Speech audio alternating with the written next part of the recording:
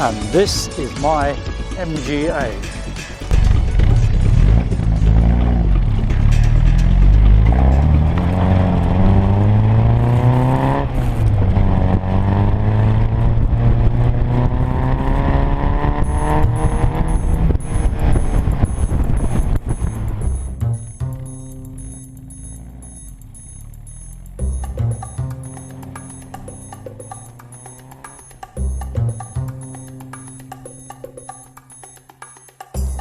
It's a twin cam, the holy grail of MGAs, if you like, in so much that they're quite rare.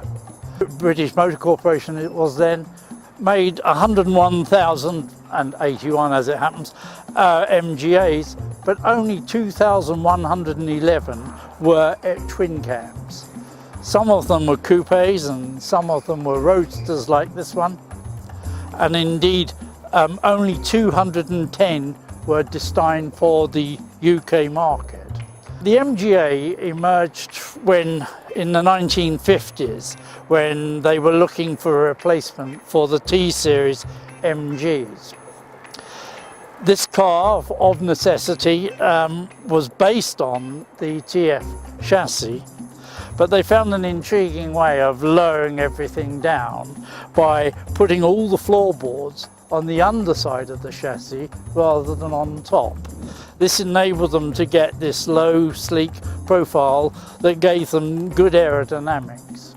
This particular car I purchased a couple of years ago from the redoubtable Edward Van Dyke, who has a good number of twin cams, and it's a very early car. Indeed, it's number 72, that's the 72nd car ever produced, and bearing in mind that 80% went overseas, it's probably one of the very first UK cars. This particular car was the first one to have specially modified bodywork, though visually from the exterior it's almost identical. There are changes underneath the skin, venting of the inner wings for better airflow around the engine. As a result, this car rejoices in a body number 001, as it is indeed the very first twin cam body. I've had the car, as I said, for a couple of years, and in that time I've had one or two issues. I've fettled the car and changed a few things, but basically it is just a very, very original twin cam with the original engine, all numbers matching, as they say, chassis, and everything else is all exactly as it was, including the colour, which is called ash green. It's a now colour, and people now are well enamoured with the colour. Other than that, the car's pretty reliable. It's had its compression ratio lowered from the original 9.9, which was the troublesome compression ratio that required 105 octane fuel, and now the best you can get on the pumps is 98. It seems to run okay on 98, but I do use an octane additive. It's clearly had the piston rings changed during one of the engine rebuilds that it will have had since 1958, and it now runs reliably and well. Slight tendency to oil up plugs, but that's just a question of keeping the plugs clean. The car was introduced in 1958 at Chobham on the Long Cross racing circuit, but I was there last year, which was the 60th anniversary of the introduction of the car. There were 53 twin cams there on that day, which must be close to all that's left in this country, and it was the biggest single collection of twin cams anywhere in the world since the start of them in 1958.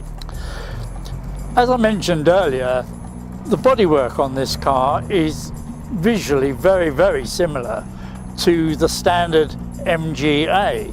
Bearing in mind the radical changes under the bonnet, it's really, to me, quite surprising that they didn't make more visual differences, but that was the thinking of the day, and that's what they did.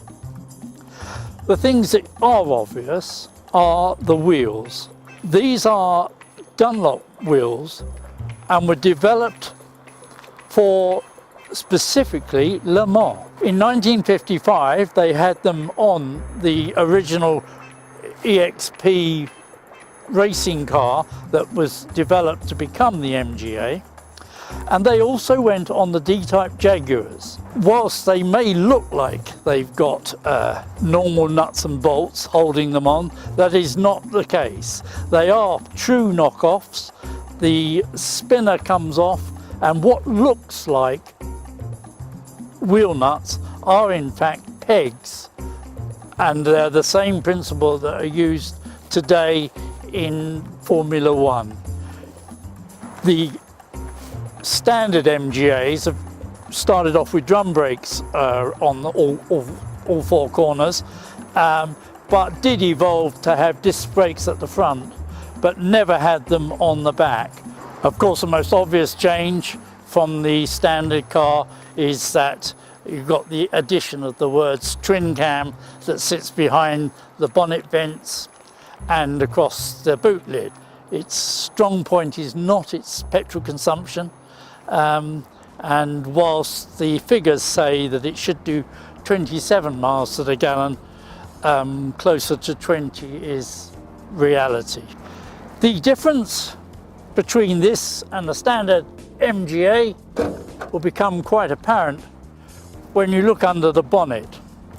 The standard MGA has a 1600 pushrod engine, and this is, as the name would suggest, an engine with twin cams. But it is fundamentally the standard A-series BMC engine. But on top went a bespoke and exclusive to this car twin cam aluminium head. The inlet and exhaust cams run underneath these covers, and they're driven by chains that run from the crankshaft in this section here. This section here is the add-on in terms of the over the standard engine, but it's quite remarkable that somehow or other they had left enough room for it. I think it really belies the fact that the car actually started off with the intention of running an engine like this for racing purposes. This being a cross-flow has the carburetors on the starboard side, but of course on the port side you have the exhaust. The problem here, as you can see, is access, which is not good. Adjust the distributor, you say? Where is it? It is deep down here, and you can only follow it by following the wires. This is why this has got slightly different bodywork, because underneath here and behind the front wheels are panels that can be unbolted to give you access. So with the wheels off, the inner panels off, you get some access to things like the distributor, the dynamo and the starter, all of which are buried down this side.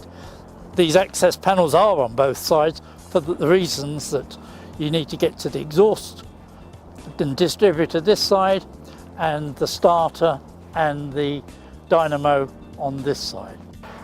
The seats are specific to these cars in that they've got bolsters that go around the front with the ribbed part only in the centre. The steering wheel is non-standard. I still have the standard steering wheel, but it's quite large, so I've changed it for a slightly smaller steering wheel simply to enable me to get in and out without too many problems. The boot is pretty well standard, slightly less room than on the standard car because of the slightly bigger wheels. It runs with I have in there a full Dunlop wheel and tyre, and it does use quite a lot of the space.